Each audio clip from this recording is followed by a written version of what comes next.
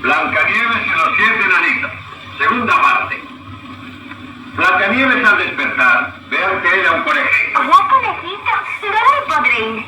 ¿Lo sabes tú? ¿Me queréis enseñar el camino? Muy bien, os seguiré. Después de caminar un rato, se encontraron ante una casita muy pequeña, muy bonita. ¡Oh, qué casita! Tiene la puerta abierta y parece deshabitada.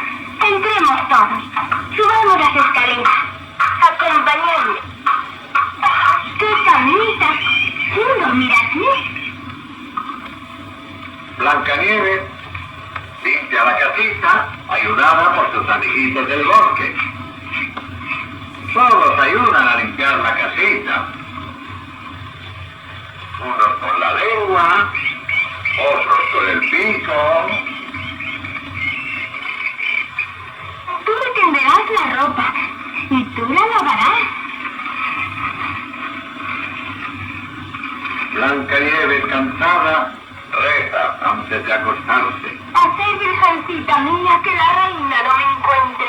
Y cuando se duerme, los pajaritos la cubren con mucho cuidado para no despertarla.